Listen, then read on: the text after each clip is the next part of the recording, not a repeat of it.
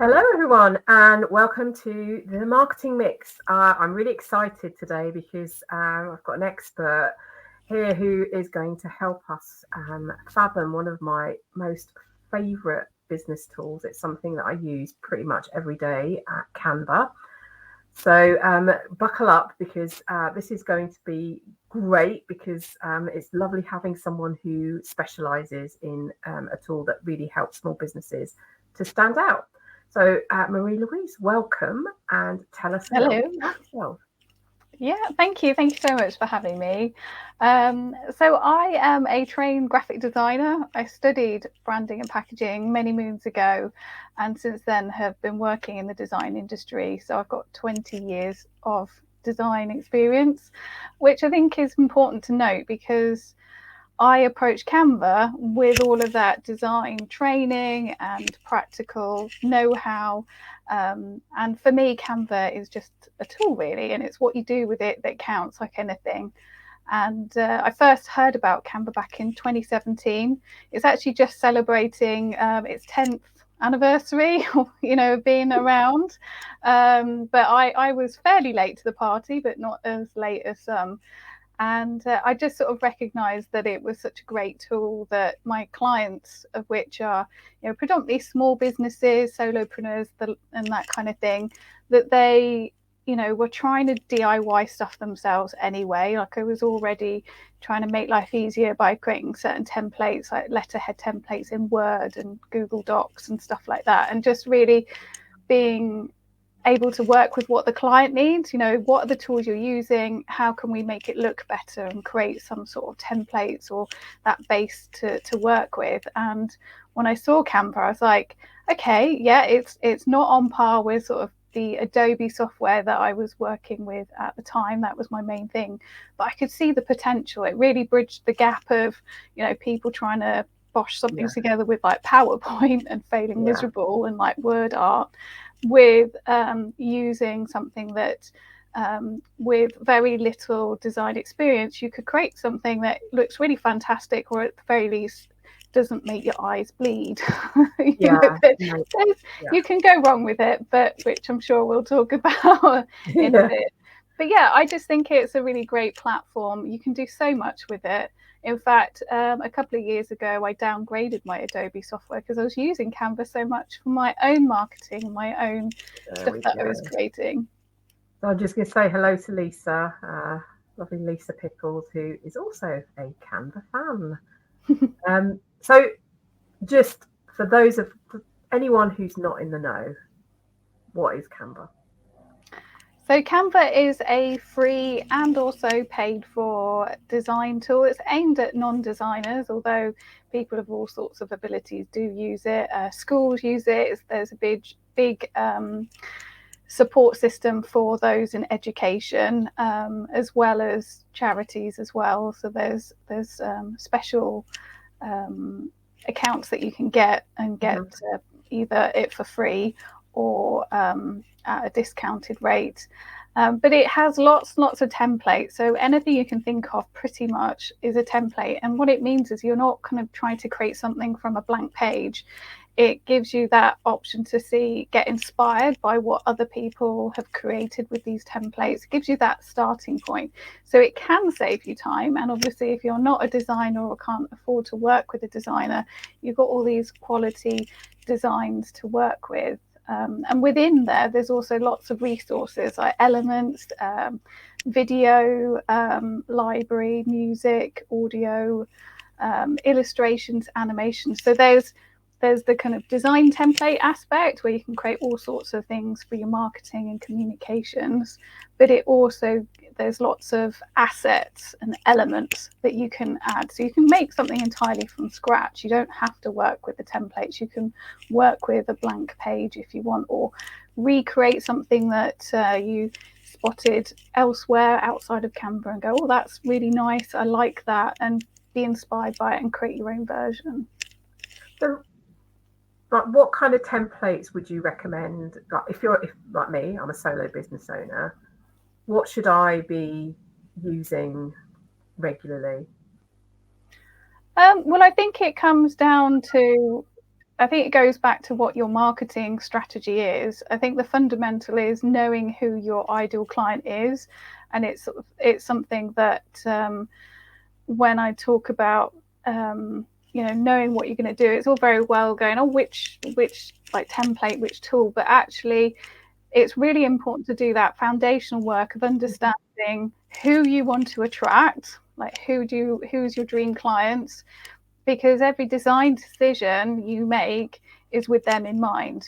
Any of your marketing messages, you're thinking, will that appeal and bring in those ideal clients? So it's not a case of just pick this, pick that. I think most people use it for social media, so there's a real wealth of templates for, we were just talking before we came on live about reels and short form content, and there's lots of great templates around that. So if you don't want to have your face there's lots of templates where there's like moving video with animated text on top.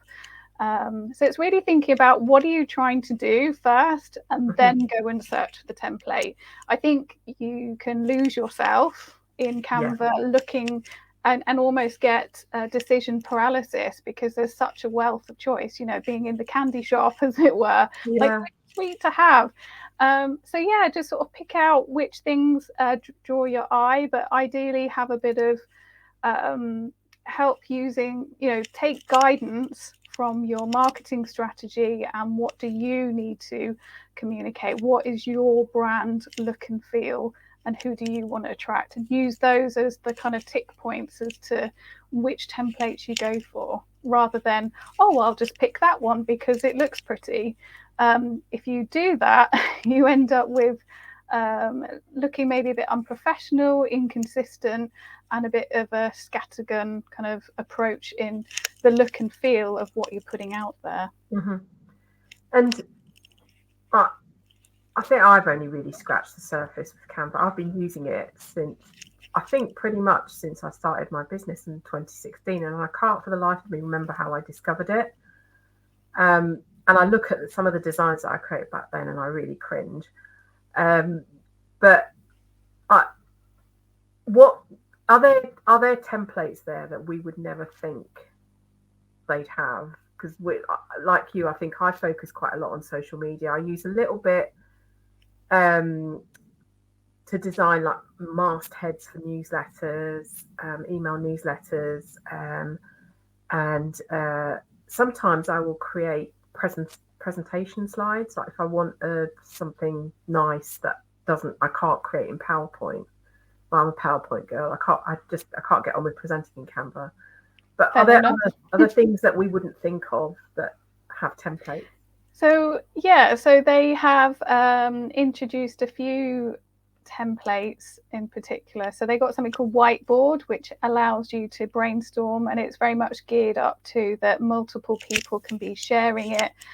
You could be on a Zoom call or some sort of like Teams or whatever, and multiple people can be adding things like these sort of digital post-it notes, and you can kind of bring information together, and it's like an unlimited artboard, as it were, and you can sort of use it to collaborate with.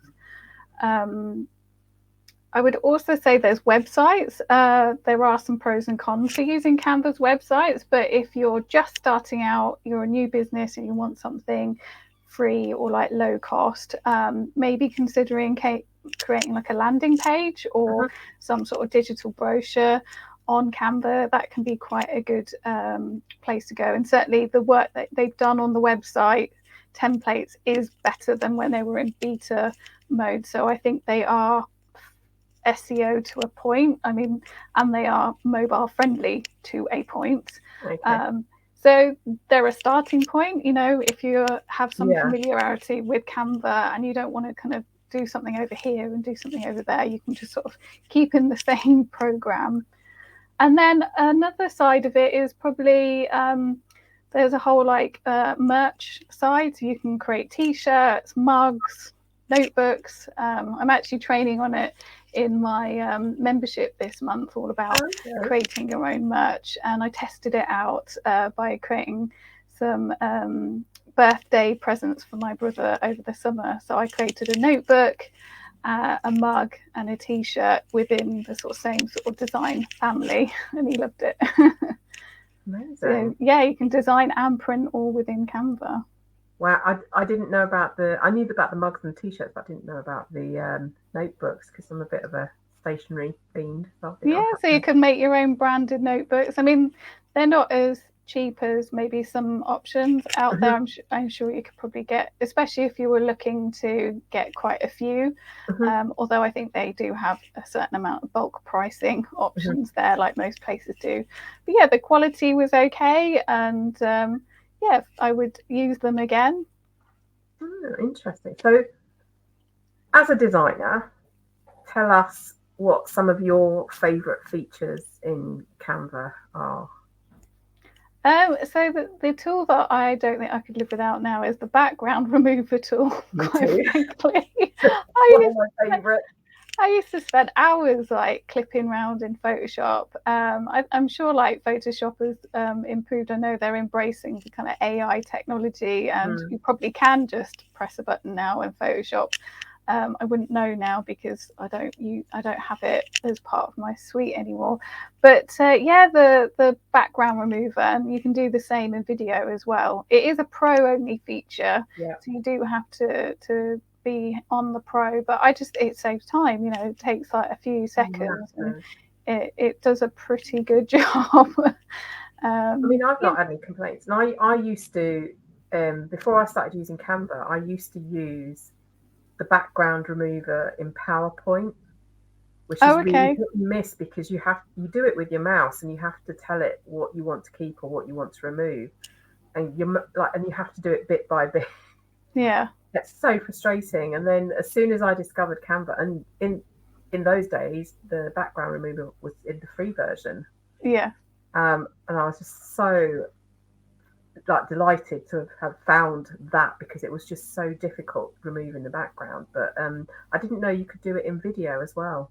Yeah, so that's relatively new as a feature. And then the other tool that I'm getting more into using is some of the AI, their magic tools, they're calling it. So they've got Magic Text, which is sort of their version of ChatGPT. It's having had a little dabble with ChatGPT, it's not trainable like some of these other AI text tools.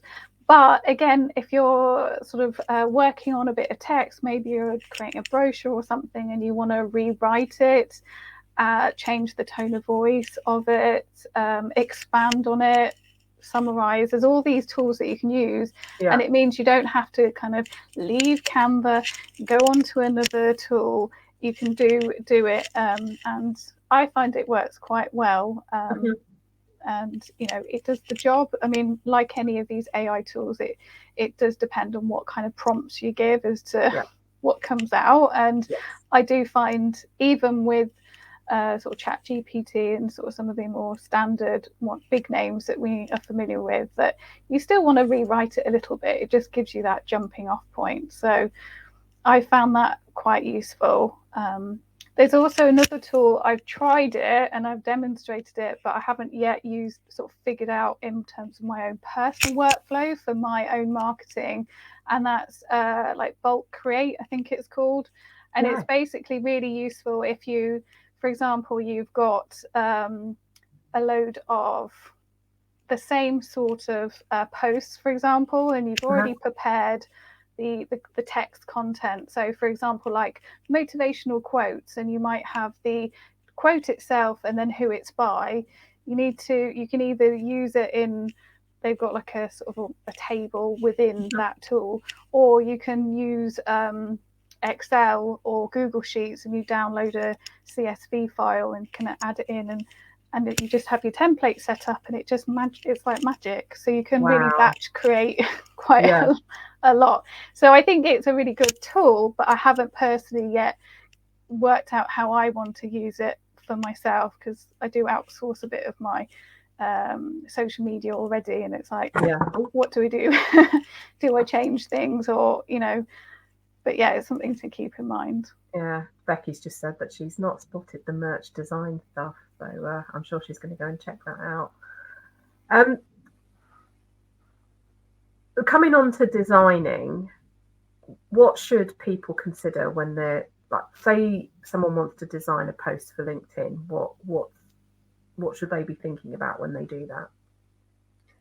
I suppose one thing is thinking about what kind of post is it, because it might be that they just want to have their image or some sort of image that relates to the content of the post, and then have like their logo on it somewhere and just keep it simple, image and logo.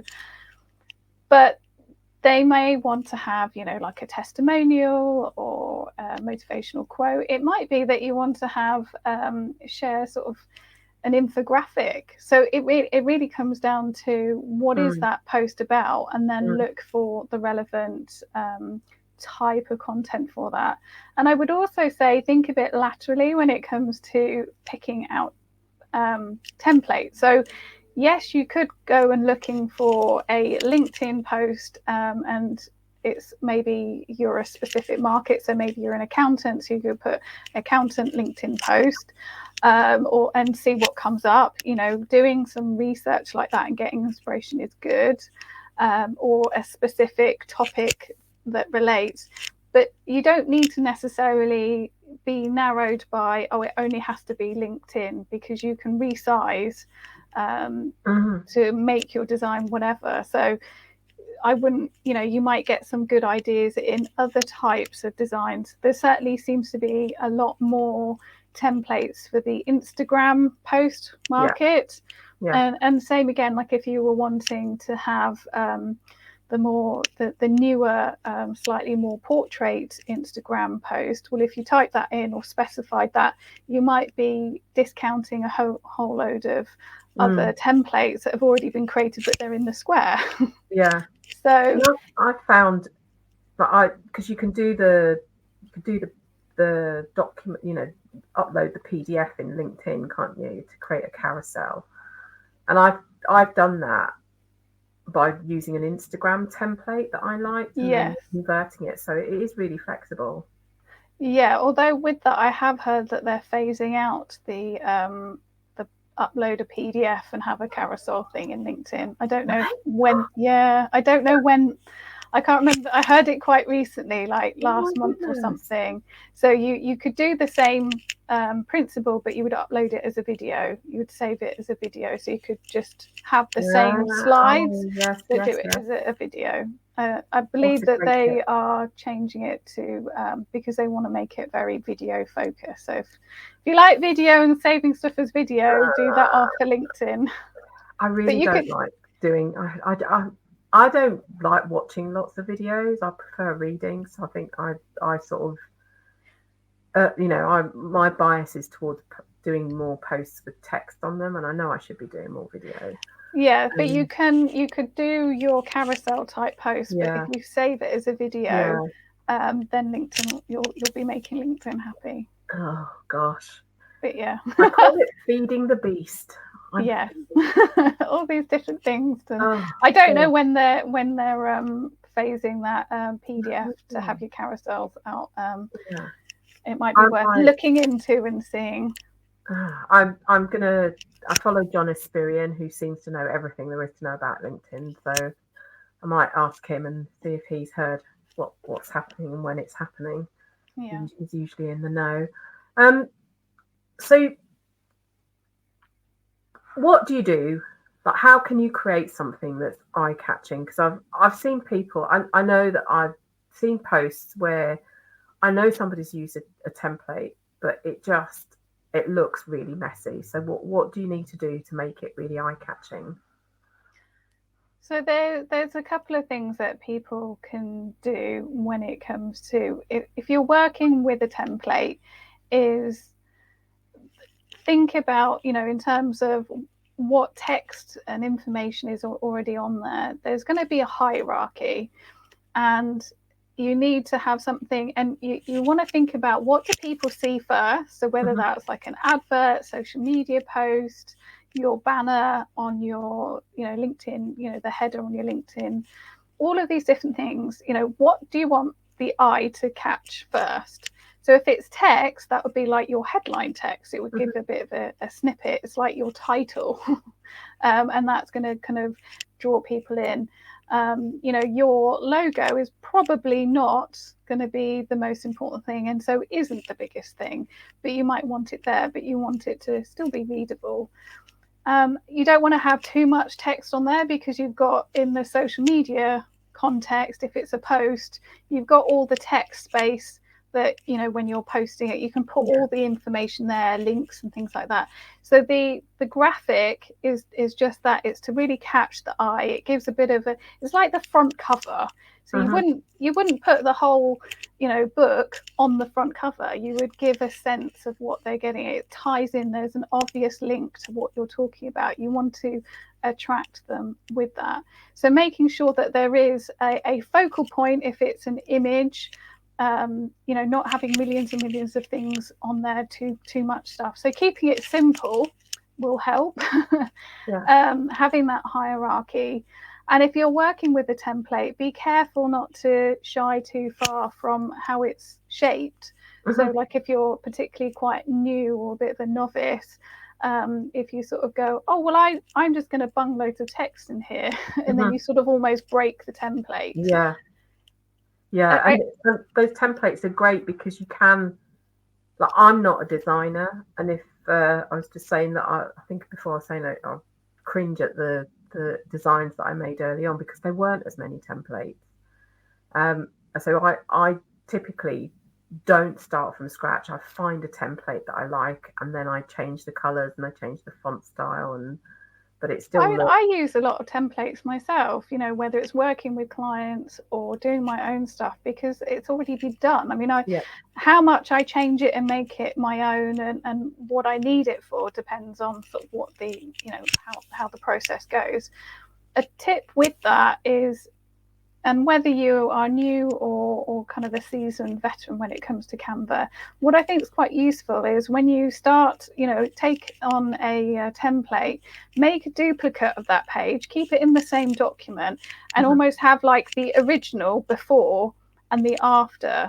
So on the first page, make that your one. So you would be changing up the colors, changing up the fonts. And then what it means is that you can see how far you take it away. And then if you get to a point like a crossroads of the design where you're like, well, I could do all of this, I could completely change it, but I don't know if it will break the design. I'm not sure if that's too far. Duplicate at that point. So you almost have got like the A and B version of that design, but you've also got that page where it's the original design, so that you can kind of, once you've finished doing everything you need, you can kind of almost learn from like looking at the before and after, so that you can make sure that your after still has the eye-catching elements of the original design. Have you lost that? Have you gone a bit too far? Have you added too much? Keeping it simple is always better. I mean, even within some of the Canva templates, there's some that have got lots of decorative dots and things and doodahs, which drives me a little bit mad, a little bit. And I think they're almost like a giveaway of that they're a Canva template, because it's like, oh, look, there's those 6 little dots together.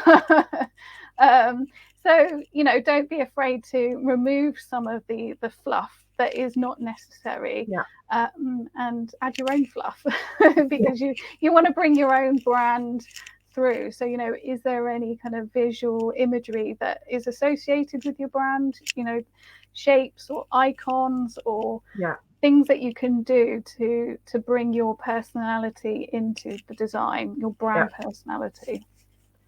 I was going to ask you something and that's completely gone out of my head. We're talking about template. Oh, that's what I was going to ask you. You have templates on Canva, don't you? I do, yes. How do people find those? Well, I can give you the link. Can you post it in the chat? Are you able to do that?